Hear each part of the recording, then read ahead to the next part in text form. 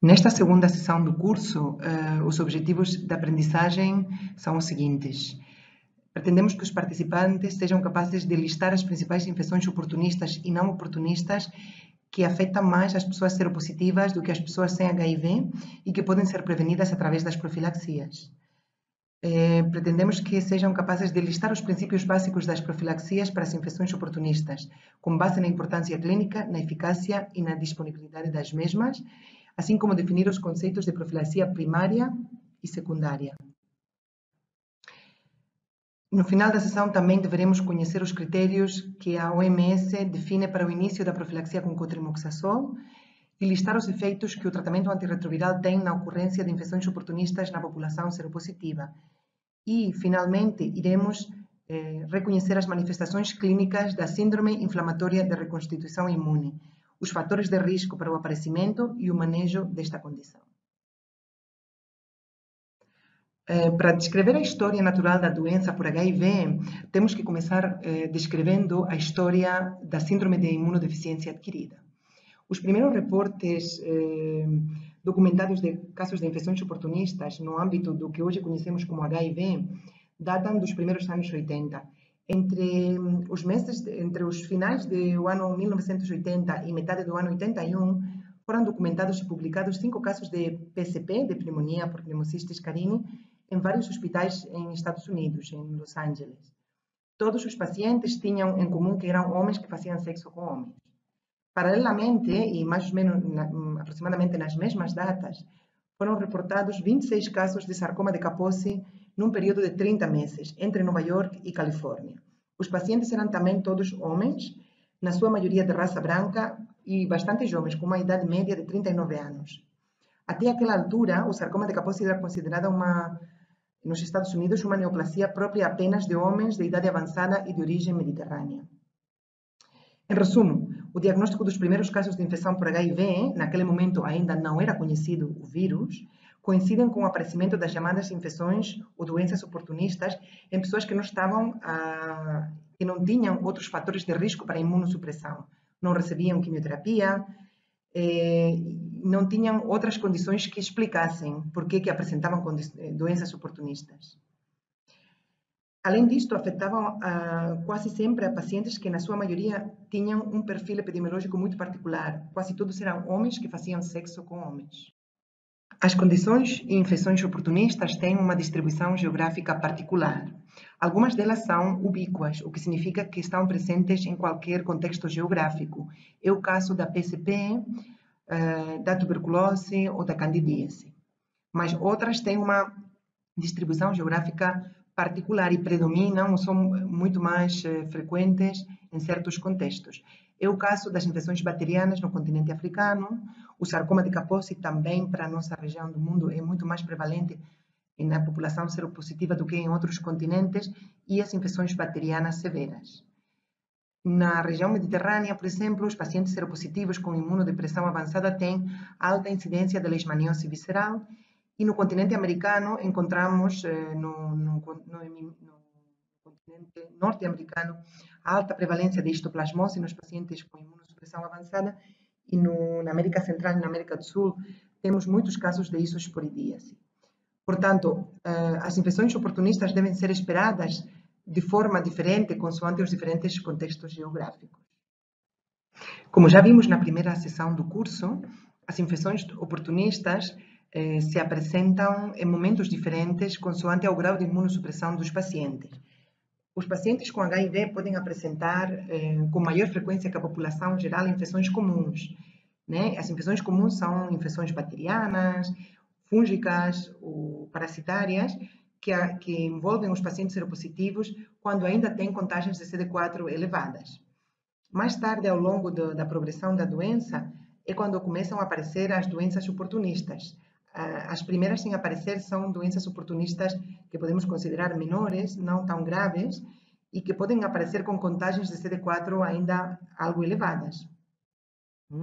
São as candidíases, as infecções bacterianas, as infecções por molusco, as foliculites e dermatites, as infecções por herpes autolimitadas e outras. À medida que a imunossupressão vai avançando, os pacientes começam a apresentar condições oportunistas severas. Abaixo da contagem de 200 células é quando os pacientes apresentam as condições verdadeiramente consideradas oportunistas, que não se apresentam em indivíduos seronegativos ou sem imunossupressão, como são o caso da pneumonia por pneumocistis, a meningite criptocócica, a toxoplasmose do sistema nervoso central, as infecções sistêmicas por citomegalovírus ou por micobactérias atípicas e outras.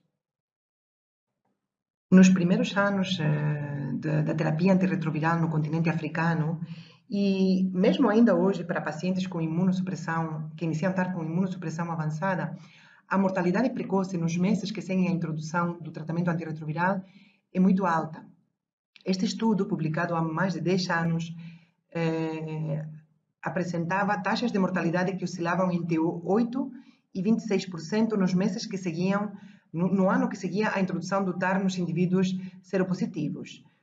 Estas taxas de mortalidade muito elevadas não podem ser atribuídas ao tratamento antirretroviral e sim às doenças oportunistas que os pacientes já apresentavam na altura de iniciar cuidados e tratamento. E estas elevadas taxas de mortalidade representam a chegada tardia ao tratamento antirretroviral. Num outro artigo do mesmo autor, podemos ver que esta mortalidade precoce e elevada nos programas de tratamento antirretroviral na África subsaariana é diferente quando desagregamos as coortes de pacientes consoante ao grau de imunossupressão e consoante ao estadio clínico dos pacientes. Este primeiro gráfico aqui nos mostra como a probabilidade de sobreviver após o início do TARV é muito diferente nos pacientes, é muito maior a probabilidade de sobrevivência nos pacientes que iniciam TAR com estadios iniciais, 1 e 2, quando comparado aos pacientes que iniciam com estadios mais avançados, estadio 3 ou sobretudo estadio 4. E isto acontece da mesma forma quando avaliamos o grau de imunossupressão dos pacientes. Os pacientes com CD4 ainda altos, estes aqui em cima são pacientes com CD4 acima de 150 células, têm uma probabilidade de sobreviver muito maior que aqueles que iniciam com contagens de CD4 mais baixas. Portanto, a mortalidade precoce nos programas de TARV está ligada ao perfil imunológico e clínico dos pacientes, sendo muito maior nos pacientes com imunossupressão avançada e com doença avançada. E quais são as causas dos óbitos? As causas dos óbitos não são nem o tratamento antirretroviral, nem o próprio HIV, mas sim as causas que todos conhecemos. A tuberculose, a sepsis causada por bactérias, criptococose disseminada ou meningite criptocócica, os tumores malignos, como sarcoma de Kaposi e linfomas, e os quadros de caquexia e diarreias crônicas com malnutrição severa. Este estudo, que já tem mais de 20 anos, é um estudo que tentava espelhar a distribuição da mortalidade numa coorte de pacientes imunodeprimidos internados numa enfermaria de medicina na Costa de Marfim. Apesar de ter passado 20 anos deste estudo, os dados que o estudo mostra são completamente válidos para a data atual. Então, este estudo foi feito em pacientes internados num hospital de referência na Costa de Marfim. 79% da coorte de pacientes internados nesse hospital eram seropositivos, como nós também sabemos e acontece nos nossos hospitais hoje em dia, no ano 2018. A maioria dos pacientes internados tinham imunossupressão avançada, quase 40% deles com menos de 50 CD4. A mortalidade foi muito elevada, quase 40% de mortalidade. E as taxas de mortalidade mais altas foram observadas nos quadros de toxoplasmose, meningite, tuberculose, septicemia e candidíase esofágica. Todos estes quadros clínicos se apresentam ou acometem pacientes com imunossupressão avançada. E quais seriam hoje em dia os desafios para o manejo das infecções oportunistas no nosso contexto, em países com recursos limitados? Em primeiro lugar, como vimos nestes estudos que apresentamos, a alta mortalidade que as doenças oportunistas têm na nossa população seropositiva. E esta alta mortalidade é devida basicamente a dois fatores. O primeiro, as limitações que temos na hora de fazer diagnósticos definitivos, diagnósticos finais. temos falta de tecnologia, temos laboratórios com uma capacidade diagnóstica muito limitada e os próprios pacientes muitas vezes não têm recursos econômicos nem sequer para custear transporte que estes pacientes precisam, né? Consultas contínuas, assistir continuamente ao hospital. O tratamento é complicado, em primeiro lugar, porque sem recursos diagnósticos e sem um diagnóstico adequado, é difícil acertar qual é o tratamento ideal. E em segundo lugar, porque por vezes, mesmo tendo chegado a uma conclusão diagnóstica, os medicamentos são caros ou nem sequer estão disponíveis no contexto. De forma que muitas vezes o que fazemos no nosso contexto é utilizar o tratamento empírico como uma prova terapêutica para excluir ou confirmar uma doença. Damos tratamento e se o paciente melhora, confirmamos a existência da doença. E realmente o que constatamos hoje em dia é que tem havido poucos avanços no nosso contexto no que diz respeito às condições de diagnóstico. Ainda que nos últimos anos temos assistido a algumas melhoras com o aparecimento de testes moleculares, como são o GeneXpert, o acesso à carga viral adaptada ao nosso contexto, utilizando tecnologia de tipo DBS, a maioria dos diagnósticos microbiológicos são feitos hoje em dia com os mesmos recursos diagnósticos que fazíamos 80 anos atrás. E isto é o que está condicionando e limitando muito a nossa capacidade de diagnóstico. Com tudo o que sabemos até agora, a pergunta seria como poderíamos evitar, ou pelo menos reduzir, minimizar a mortalidade precoce nas pessoas que vivem com HIV e SIDA e que iniciam seguimento e tratamento. Porque apesar de ter transcorrido 20 anos desde as primeiras publicações, continuamos tendo uma mortalidade precoce no primeiro ano do TARP que é bastante elevada. A resposta a esta pergunta são duas intervenções. A primeira são a prevenção das infecções oportunistas através da implementação de profilaxias ou tratamentos precoces da infecção latente. Por exemplo, para prevenir a pneumonia por pneumocystis jirovecii, podemos dar profilaxia, que todos conhecemos, profilaxia com cotrimoxazol. E para prevenir a meningite criptocócica, podemos utilizar um tratamento precoce da infecção latente com base no uso de fluconazol. Além da profilaxia, uma segunda intervenção que poderia permitir a prevenção da ocorrência de infecções oportunistas seria a massificação do TARP, o aumento da cobertura de tratamento antirretroviral na população seropositiva. Antes de avançar, temos que ter certeza que há clareza na definição do que é a profilaxia primária e a profilaxia secundária das infecções oportunistas. Nós chamamos profilaxia primária aquela que oferecemos aos pacientes para evitar o desenvolvimento de doenças que eles ainda não têm. E chamamos profilaxia secundária, ou também chamamos terapia de manutenção, são termos equivalentes ao tratamento que nós damos aos pacientes que já desenvolveram uma certa condição ou doença oportunista para evitar a recorrência desta mesma condição. Passamos a seguir a falar da profilaxia das infecções oportunistas. A importância das profilaxias para infecções oportunistas e da profilaxia para PCP em particular foi demonstrada há muitos anos, muito antes da introdução do tratamento antirretroviral. Este foi um dos primeiros estudos que mostrou o enorme impacto na redução da mortalidade por pneumonia por pneumocistis nos pacientes seropositivos. Neste estudo, mais de 2.000 pacientes seropositivos foram aleatorizados a receber profilaxia com cotrimoxazol e outras profilaxias para PCP que na altura se faziam, ou a não receber esta profilaxia. No braço de pacientes que recebeu profilaxia, a incidência, mais que a mortalidade, a incidência de PCP foi de menos de 3% ao longo de 2 anos de seguimento. Nos pacientes sem profilaxia, a incidência de PCP foi de quase 9%. Ou seja, a profilaxia para PCP permitiu uma redução do risco de novos episódios de PCP de mais de 88%. Este outro estudo, que também foi publicado na era pré-TARP, alguns anos depois do estudo anterior, tentava determinar qual era a eficácia da profilaxia para meningite criptocócica.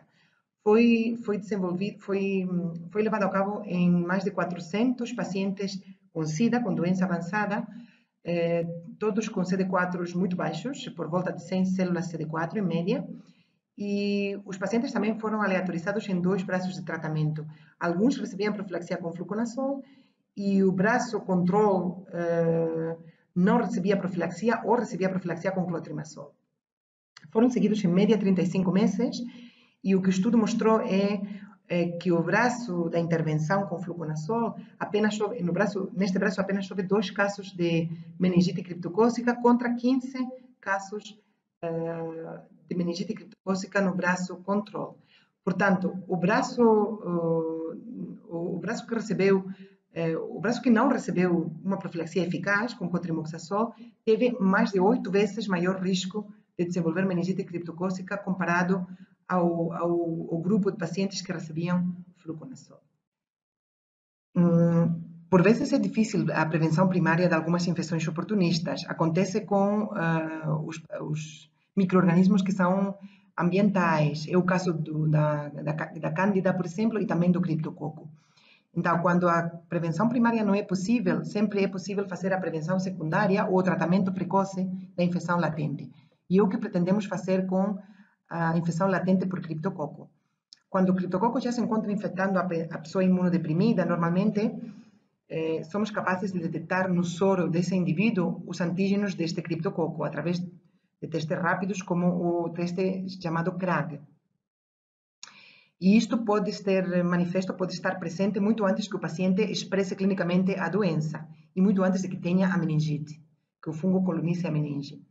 Então, o tratamento precoce com fluconazol nas pessoas com CD4 muito baixos, abaixo de 100 e que têm CRAG positivo no soro, mas ainda não estão sintomáticos, serve para prevenir justamente o desenvolvimento da forma mais grave da infecção por criptococo, que é a meningite. E a OMS preconiza e o Moçambique adotou o tratamento nas pessoas com estas características, doentes, adultos, com CD4 menor que 100 células, e nos quais o teste CRAG mostre antigênio positivo presente no soro, tendo excluído previamente a existência de um quadro de meningite no momento atual. Com o que já sabemos até agora, penso que já somos capazes de listar os princípios da profilaxia das infecções oportunistas. Para cada contexto geográfico determinado, devemos considerar uma profilaxia sempre que a infecção seja frequente, seja comum e esperada no contexto. Também sempre que esta infecção seja clinicamente relevante, ou seja, tenha expressão clínica nos pacientes. E por último, consideraremos esta profilaxia quando o tratamento seja eficaz, seja pouco tóxico e esteja disponível. As profilaxias para as diferentes condições oportunistas são iniciadas apenas em doentes que têm uma certa contagem de CD4 e não são iniciadas em qualquer paciente ou não são indicadas em qualquer paciente. Isto tem a ver com a frequência de ocorrência de infecções oportunistas a partir de um certo limiar de CD4. Este gráfico é um gráfico que espelha, que ajudou a definir qual é o ponto de corte para indicar profilaxia para PCP. Então, neste gráfico, os pontos vermelhos são casos de pacientes que desenvolveram PCP. Vemos que a maioria dos casos de PCP se agregam e aparecem no quadrante inferior esquerdo do gráfico, que é aquele que representa os pacientes com menos de 200 células CD4 ou menos de 14% em valor percentual. Fora ou acima desta contagem de CD4, podemos ter alguns casos de PCP, mas é muito menos provável que isto aconteça.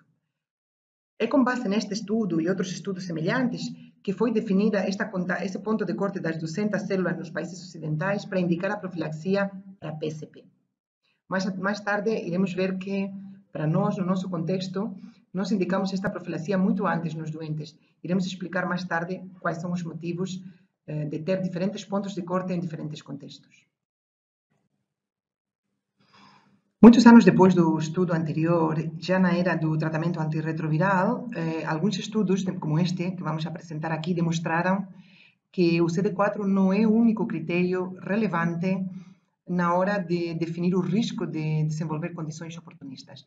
Este estudo é um estudo numa coorte observacional com mais de 23.000 pacientes com todos eles em tratamento antirretroviral, mas com contagens de CD4 muito variáveis. Havia pacientes com CD4 mais altos e havia pacientes severamente imunodeprimidos e também havia valores de carga viral muito diferentes, pacientes com cargas virais altas e pacientes suprimidos. E este estudo que tentou medir foi o risco de desenvolver PCP ao longo do tempo. Em todo este tempo de seguimento, nestes 23.000 pacientes, foram reportados 253 casos de PCP. Como podemos ver no gráfico, a PCP acontecia muito mais em pacientes com contagens mais baixas de CD4 quando comparado aos pacientes com CD4 mais altos.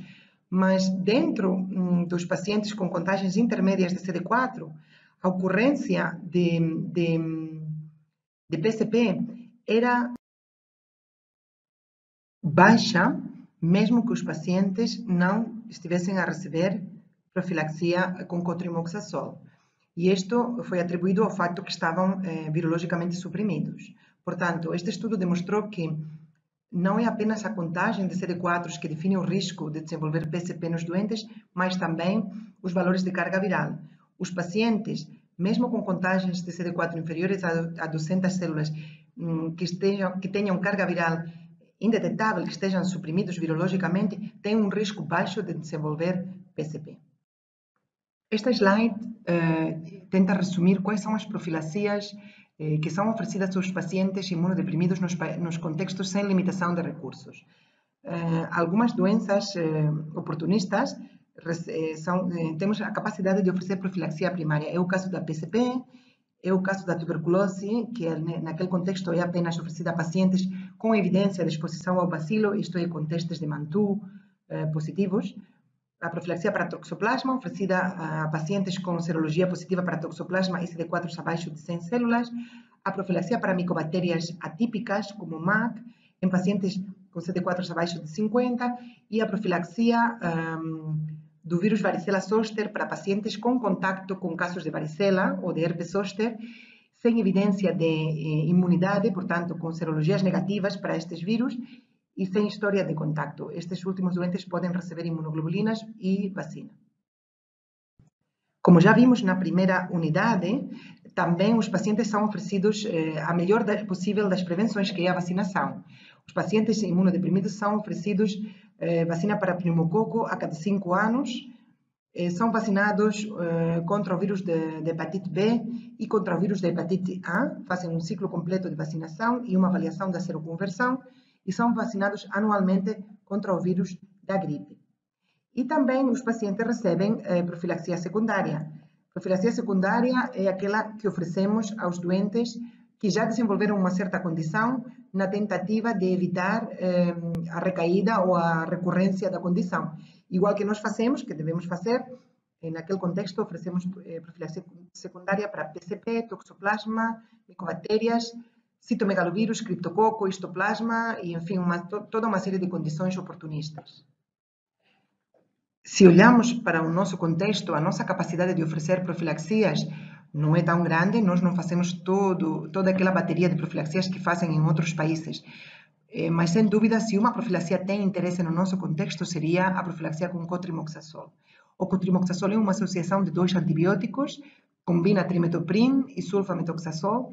É um antibiótico muito barato e disponível e que temos em formulação em comprimidos, em dose simples ou em dose dupla, que normalmente é aquele que aparece no nosso país, nas unidades sanitárias, e também temos disponível em xarope para as crianças.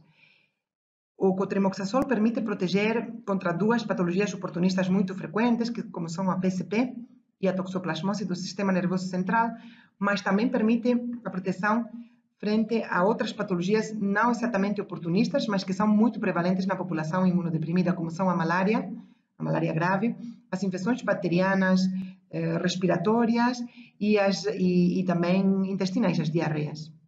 Geralmente é um medicamento muito bem tolerado. Muitos pacientes, uma parte considerável dos pacientes, apresentam algum tipo de reação cutânea leve nos primeiros dias do tratamento com cotrimoxazol e, em algumas ocasiões, não muito frequentemente, a erupção pode ser grave, chegando a ser do tipo de síndrome Steven-Johnson. Há muitos anos, a OMS já definiu nas suas políticas qual deveria ser a profilaxia com cotrimoxazol para uma abordagem de saúde pública, como é aquela que nós fazemos no nosso contexto. E a OMS orienta, e Moçambique adotou esta política, a oferecimento de profilaxia com cotrimoxazol em caso de não dispor de contagem de CD4, né, para todos os pacientes com estadios 2, 3 e 4 da OMS. E se tivermos acesso à contagem de CD4, devemos oferecer cotrimoxazol profilático a todos os pacientes com CD4 abaixo de 350 células ou que estejam nos estadios 3 e 4 da OMS, neste caso com independência da contagem de CD4. A OMS também deixou em aberto a possibilidade de cobrir de forma universal com cotrimoxazol a todos os imunossuprimidos, uma vez que no contexto africano temos algumas dificuldades para monitorar de forma adequada os pacientes com base nos CD4s e que temos alta carga de doenças infecciosas, pelo qual o cotrimoxazol é vantajoso com independência da contagem de CD4. Alguns países, como o Quênia, adoptaram a opção universal para o uso de cotrimoxazol e todo paciente imunodeprimido, independentemente da sua contagem de CD4, recebe cotrimoxazol. A própria OMS diferencia o uso do cotrimoxazol nos diferentes contextos. E por se algumas pessoas não conheciam, nós não usamos o mesmo ponto de corte para indicar cotrimoxazol na região de África subsaariana e nos países desenvolvidos. Aqui na nossa região, nós, como já vimos na slide anterior, recomendamos o uso de cotrimoxazol a todo paciente com estadios 3 e 4 e a todo paciente com CD4 abaixo de 350 células. Também oferecemos com caráter universal o cotrimoxazol às mulheres grávidas e às crianças com menos de 5 anos. Isto é diferente na Europa e nos Estados Unidos. Ali, com baixa carga de doenças infecciosas bacterianas e em ausência de malária, o cotrimoxazol é apenas oferecido aos pacientes imunodeprimidos quando estes têm contagens de CD4 abaixo das 200 células. Uma vez que, como já vimos, naquele estudo que apresentamos, a PCP e a toxoplasmose é extremamente raro que se apresentem ou que apareçam em pacientes com contagens de CD4 acima deste valor. Alguns dos estudos mais relevantes sobre a eficácia da profilaxia com cotrimoxazol foram realizados no nosso contexto, no contexto africano. Este estudo, por exemplo, que foi publicado em 2004, portanto, antes da chegada do tratamento antirretroviral à África de forma massiva, demonstrava quão benéfico pode ser o cotrimoxazol com independência da contagem de CD4. Neste estudo, que foi realizado em zonas rurais de Uganda, foram recrutados uns 2.000 indivíduos de agregados familiares, diferentes agregados familiares. Estes indivíduos todos tinham, nos agregados havia alguns indivíduos seropositivos, uma quarta parte, uns 500, eram seropositivos, e os restantes 1.500 eram familiares seronegativos dos seropositivos. Todos estes agregados familiares foram observados durante 5 meses com uma mínima intervenção que consistia em fazer seguimento semanal, visitas domiciliares aos agregados semanalmente, para avaliar a ocorrência de febres, episódios de diarreia, episódios de malária. E eram dado educação sanitária e se oferecia a possibilidade de clorar a água. Depois destes 5 meses de observação dos pacientes, nos quais se podia fazer diagnóstico de malária, diarreias e oferecer tratamento domiciliar, foi feita uma intervenção que consistia em oferecer cotrimoxazol aos pacientes seropositivos dos agregados familiares, né? E estes agregados todos continuavam sendo seguidos durante 1 ano e meio depois da introdução do cotrimoxazol. O impacto da intervenção foi espetacular, de tal forma que, quando comparadas as incidências de diferentes patologias e a mortalidade no período em uso de cotrimoxazol com o período prévio ao uso do cotrimoxazol, o estudo mostrou uma redução de mortalidade em 46%, uma redução da incidência de malária em 72%, uma redução da incidência de diarreias em 35% e, o que é mais importante para nós como sistema de saúde, uma redução de visitas aos hospitais de 15% e de internamentos nos hospitais de 31%. Portanto, este estudo foi capaz de demonstrar quão eficaz é uma intervenção tão simples como a profilaxia com cotrimoxazol na população seropositiva. O mais interessante deste estudo, uma segunda parte, uma subanálise deste estudo é que todas estas vantagens não eram apenas para os indivíduos que tomavam cotrimoxazol, mas também para os indivíduos seronegativos dos agregados familiares, uma vez que estamos falando de doenças transmissíveis. Então, menor diarreia nos indivíduos seropositivos do agregado implicava também menor diarreia nas suas crianças e nos seus parceiros ou parceiras. E a mesma coisa acontecia com a malária. Quais são os potenciais problemas que pode ter o cotrimoxazol ou o uso massivo do cotrimoxazol? Bom, ainda que muito raro, o cotrimoxazol pode ser causa de problemas renais, de insuficiência renal. Mas é uma reação adversa extremamente improvável, muito pouco frequente. Como já vimos, o que mais frequentemente pode acontecer com o cotrimoxazol é a erupção cutânea. Na maioria dos pacientes é uma reação leve que pode ser gerida com antihistamínicos e é autolimitada. Em alguns outros pacientes, as reações podem ser moderadas e podem requerir da suspensão do medicamento e da posterior dessensibilização. E no caso de reações graves como o síndrome de Stevens-Johnson ou a necrolise epidérmica tóxica, este medicamento deve ser interrompido e nunca mais deve ser introduzido no paciente. Por outro lado, sabemos que o uso massivo de antibióticos a nível da população pode derivar em aumento das taxas de resistência aos antibióticos. Uma vez que sabemos que o cotrimoxazol é tão eficaz na prevenção de condições oportunistas, o que podemos fazer com pacientes que não toleram cotrimoxazol? Pacientes nos quais não podemos reintroduzir cotrimoxazol porque tiveram uma reação adversa grave. Para estes doentes, a dapsona é uma alternativa. Ainda que temos que ter em conta que a dapsona apenas protege contra a infecção por pneumocistis, contra a PCP, não protege contra nenhum outro patógeno. E nesta perspectiva, é apenas recomendado nos pacientes com contagens de CD4 inferiores às 200 células, né? Porque não faz sentido oferecer antes, uma vez que só vai proteger contra a PCP. Quais são os critérios para suspender cotrimoxazol na população seropositiva? Em primeiro lugar, todo doente que desenvolve uma reação adversa grave deve suspender imediatamente o cotrimoxazol e não deve voltar a ser exposto a sulfamidas.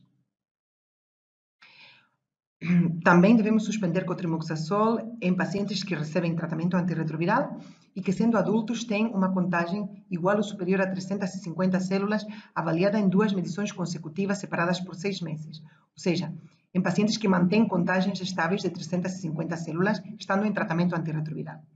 Se estamos a falar de mulheres grávidas, o cotrimoxazol deve ser mantido durante toda a gravidez e os critérios de suspensão devem ser avaliados como o resto dos adultos depois do parto. E para as crianças seropositivas, devemos continuar com cotrimoxazol com caráter universal até os 5 anos de idade e a partir dos 5 anos deveremos suspender só se a criança estiver em TARV e mantém uma contagem estável de CD4 acima das 500 células. Portanto, resumindo, o cotrimoxazol é um medicamento acessível no nosso contexto, de forma geral é bem tolerado e tem efeitos benéficos evidentes na redução da mortalidade e da morbilidade. Permite reduzir a incidência de várias infecções, incluindo a PCP, a toxoplasmose, mas também a malária, as doenças diarreicas e as doenças bacterianas no geral. E hoje em dia ainda tem uma importância crítica nos programas de TARV, devido à nossa baixa cobertura de tratamento antirretroviral, que atualmente está por volta dos 50%. Ainda temos a metade da nossa população seropositiva que não está coberta com o tratamento antirretroviral, pelo que o cotrimoxazol ainda tem um elevadíssimo interesse na prevenção de certas condições oportunistas. Além da profilaxia com cotrimoxazol, Moçambique implementa também outras 2 profilaxias, nomeadamente o tratamento preventivo com isoniazida, ou TPI, que está indicada nos pacientes HIV positivos, nos quais não há evidência de tuberculose ativa e que não tem outros critérios de exclusão para receber isoniazida. E Moçambique deve também implementar, porque aprovou, a profilaxia da meningite criptocócica, que consiste em fazer rastreio com base no teste rápido de detecção de antigênio de criptococo em soro, a todo paciente adulto seropositivo com uma contagem de CD4 igual ou inferior a 100 células, e se este teste for positivo e ele não tiver clínica sugestiva de infecção criptocócica meníngea, então deve iniciar tratamento com fluconazol em dosagens de 800 mg por dia por 2 semanas, para passar depois a uma fase de consolidação com 400 mg por dia por mais 8 semanas e continuar com a profilaxia secundária ou terapia de manutenção até atingir a reconstituição imune. Além das profilaxias que já descrevemos, Moçambique também implementa as profilaxias secundárias, isto é, as terapias de manutenção para todos os pacientes que desenvolveram uma condição oportunista e que devem, portanto, manter a profilaxia secundária até apresentar imunorreconstituição. E, além das intervenções de profilaxia com medicamentos, há outras intervenções de profilaxia primária sem medicamentos, como são o uso de redes mosquiteiras e a pulverização intradomiciliar para a prevenção da malária e as medidas de higiene que incluem a lavagem de mãos e o uso de água potável, a cloração da água para consumo humano. Uma vez fechado o bloco das infecções oportunistas e a profilaxia, vamos falar um pouco sobre o impacto do TARV na ocorrência de infecções oportunistas. A medida mais custo-eficaz para prevenir a ocorrência de infecções oportunistas é o início de um regime de TARV eficaz que o paciente tome com boa adesão. Esta é a medida que mais impacto vai ter na redução da incidência de condições oportunistas. Este gráfico que vemos na diapositiva mostra a ocorrência de infecções oportunistas ao longo dos anos em grandes coortes, numa grande coorte de pacientes. Vem de uma publicação muito antiga. E o que podemos ver é que a incidência de infecções oportunistas começou a diminuir, inclusivemente antes da era TARV, através da implementação de profilaxias. Mas esta incidência de infecções oportunistas continuou diminuindo uma vez introduzida a terapia antirretroviral, justamente pela reconstituição imune que o tratamento antirretroviral atinge nos pacientes imunodeprimidos. Esta mesma informação que apresentávamos no gráfico anterior podemos mostrar desagregada atendendo a ocorrência de diferentes condições oportunistas.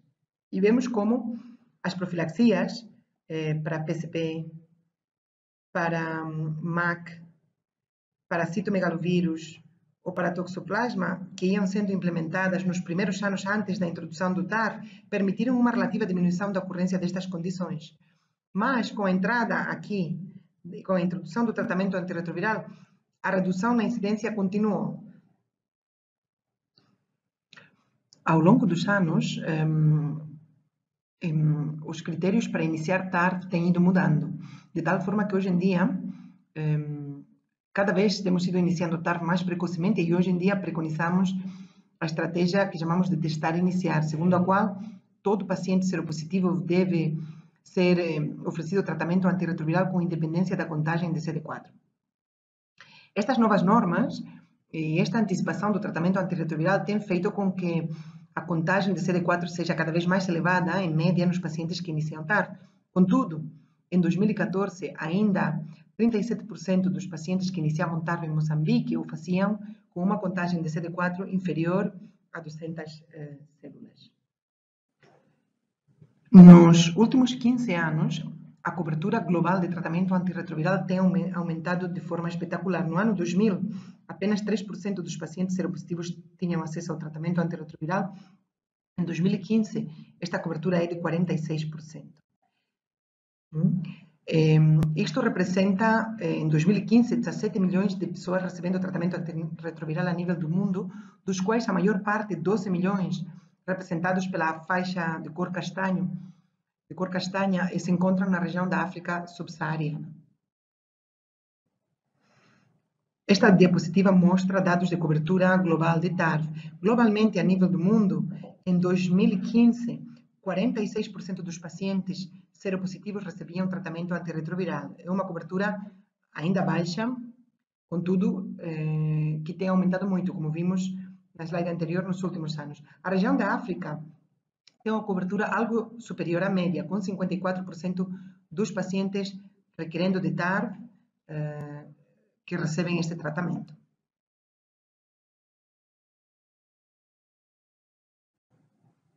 Este outro gráfico mostra qual tem sido a evolução na contagem média de CD4 nos pacientes na altura do início do TARV, apresentado por países e por anos.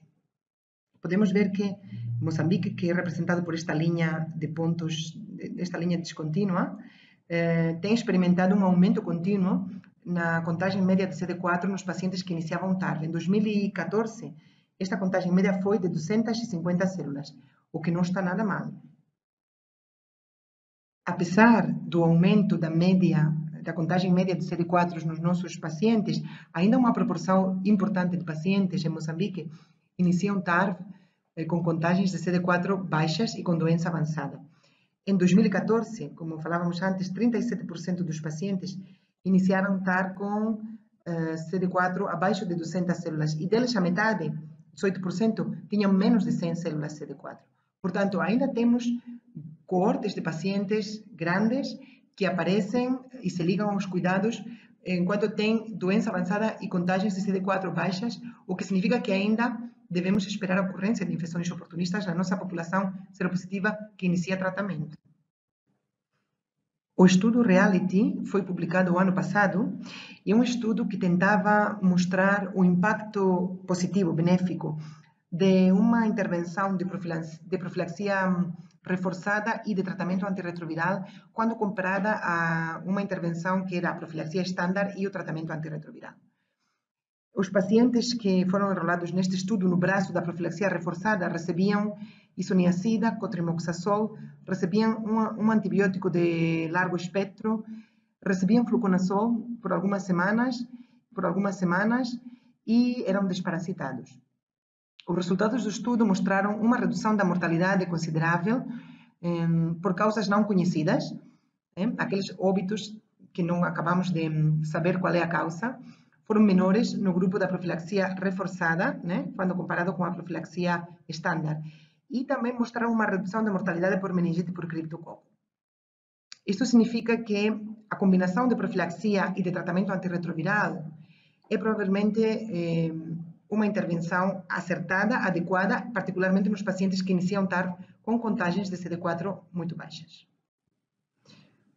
Como vimos, portanto, o TARV é a medida mais custo-eficaz para prevenir as doenças e condições oportunistas, mas nem sempre vai conseguir prevenir estas condições e doenças oportunistas. Há duas situações específicas nas quais o TARV não vai conseguir este trabalho de prevenção e de evitar as infecções oportunistas. A primeira delas é a situação na qual o paciente já vinha com uma doença que talvez não tinha sido identificada, diagnosticada ou reconhecida na avaliação clínica inicial ao paciente, mas que já estava presente no paciente e que muitas vezes se apresenta como a síndrome de imunorreconstituição quando iniciamos tratamento. A segunda situação na qual o TARV não previne infecções oportunistas ou na qual as infecções oportunistas acontecem apesar do TARV é na sequência da falência terapêutica. Vamos acabar esta sessão falando da síndrome de imunorreconstituição e vamos utilizar para tal um caso clínico.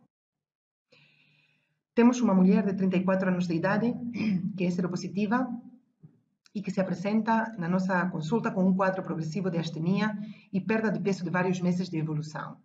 Também refere cefaleias constantes ao longo de várias semanas, mas ela tira importância à cefaleia e atribui à cefaleia a própria fraqueza.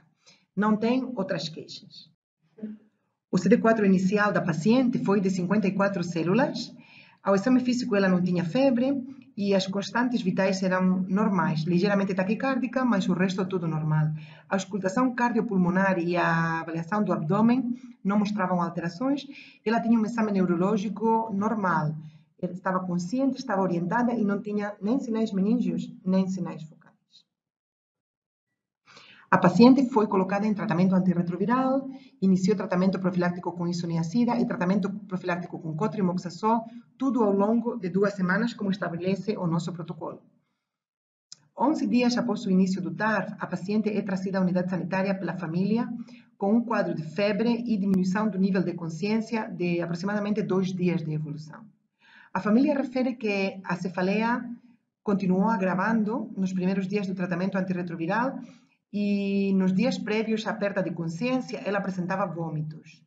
Ao exame físico, o que mais destaca é um quadro de coma com um Glasgow 7 e a paciente apresenta sinais meníngeos evidentes. Ataque cerebral que conseguimos fazer não tem achados relevantes, não há nenhuma lesão focal, nem outras alterações e, portanto, é feita uma punção lumbar que demonstra um aumento da pressão de abertura do líquor, indicando uma hipertensão intracraniana. Um teste de antigênio de criptococo em líquor é feito com resultado positivo. A evolução da paciente, que está com um nível de consciência muito diminuído, obriga a suspender todos os tratamentos orais, apesar de ser colocada sonda nasogástrica, serem instauradas medidas de prevenção da broncoaspiração, iniciado o tratamento com anfotericina endovenosa para meningite criptocócica, a paciente acaba evoluindo de forma desfavorável e obitando poucos dias depois do internamento.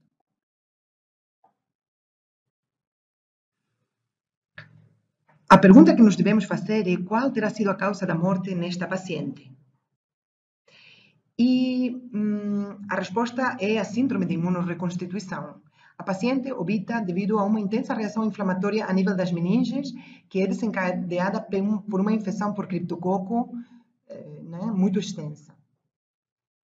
A seguir, devemos nos fazer outras duas perguntas. Qual acham que pode ter sido a relação entre o quadro clínico que a paciente apresenta e o início do tratamento antirretroviral e como podíamos ter evitado o que aconteceu nesta paciente?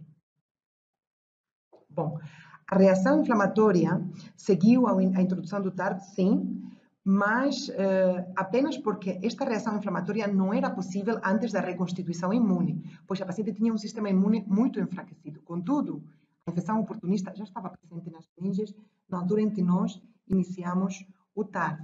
E o dado que devemos lembrar deste caso é o fato que a paciente já vinha referindo cefaleias na primeira consulta, antes do início do TARV.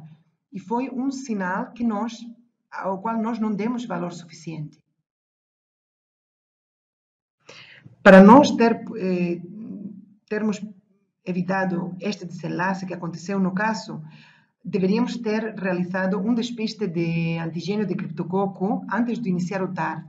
Podíamos ter feito crack no soro e se este tiver sido positivo, que provavelmente era positivo, teríamos que ter sido obrigados a despistar criptococo em líquor, porque a paciente vinha com queixas de cefaleia. E esta abordagem podia ter evidenciado a infecção por criptococo antes da introdução do TARV e poderia ter permitido uma abordagem diferente, tratando e estabilizando primeiro a condição oportunista para introduzir TARV posteriormente. Qual é, portanto, a definição da síndrome de imunorreconstituição? Se define por síndrome de imunorreconstituição o agravamento clínico num paciente como consequência da recuperação rápida e não regulada das respostas imunes antígeno-específicas durante o tratamento com antirretrovirais. Clinicamente, a síndrome de imunorreconstituição é muito frequente. Dependendo das séries, acontece em 10 a 40% dos pacientes que iniciam tratamento antirretroviral. Muitas vezes, numa terceira parte dos casos, a síndrome de imunorreconstituição está relacionada à infecção por micobactérias, particularmente a Mycobacteria tuberculosa. Normalmente, a síndrome de imunorreconstituição tem início nas primeiras 8 semanas após a introdução do TARV. Contudo, pode acontecer muito mais tarde. Há casos descritos até 1 ano depois do início do TARV. A síndrome de imunorreconstituição pode ser muito grave e incluso fatal, ainda que normalmente é um quadro autolimitado. Os fatores de risco para o desenvolvimento da reconstituição, da síndrome de imunorreconstituição, são uma diminuição rápida da carga viral, um CD4 muito baixo ao início do TARV, um início de TARV muito próximo do início do tratamento da condição oportunista, o fato de ter uma infecção oportunista disseminada, muito extensa, com muita carga antigênica, e é mais frequente também nos pacientes que iniciam TARV pela primeira vez. Neste gráfico, podemos ver como os fatores de risco para a síndrome de imunorreconstituição se associam para fazer provável, o mais fácil, o mais possível, possível que aconteça a síndrome de imunorreconstituição. A síndrome de imunorreconstituição é mais frequente nos pacientes que iniciam TARV muito próximo do tratamento da infecção oportunista. É também mais frequente em pacientes com CD4 muito baixos e é mais frequente nos pacientes com condições oportunistas muito disseminadas, com muita carga de antigênios. Quando esses três fatores concorrem, os pacientes têm altas probabilidades de apresentar síndrome de imunorreconstituição. A síndrome de imunorreconstituição não acontece com todas as infecções oportunistas. Por exemplo, é extremamente improvável a ocorrência de síndrome de imunorreconstituição na toxoplasmose do sistema nervoso central. E sim, é muito frequente que aconteçam nas infecções micobacterianas, né, com qualquer delas, incluindo a lepra. É frequente na infecção retiniana por citomegalovírus, é muito frequente na meningite criptocócica, na leucoencefalopatia multifocal e progressiva. Podemos ver episódios de recrudescência de hepatite B na sequência do início do TARV, né, como uma forma de reconstituição imune. E também em doenças como o sarcoma de Kaposi, o herpes zoster e outras. Para resumir as informações desta sessão, podemos dizer que as infecções oportunistas são previsíveis na base do estado imune do paciente e do contexto epidemiológico. As apresentações disseminadas, atípicas e em múltiplas localizações são comuns na imunodepressão severa. A profilaxia contra determinadas infecções oportunistas é indicada se a infecção oportunista é comum e se a profilaxia é acessível, efetiva e bem tolerada. A síndrome de imunorreconstituição é uma realidade nos pacientes que iniciam TARV com imunossupressão avançada e infecções oportunistas associadas. Contudo, o TARV deve ser mantido de forma geral, raramente deve ser suspenso na sequência da síndrome de imunorreconstituição e o que sim devemos é iniciar ou manter o tratamento da condição oportunista que motiva a síndrome.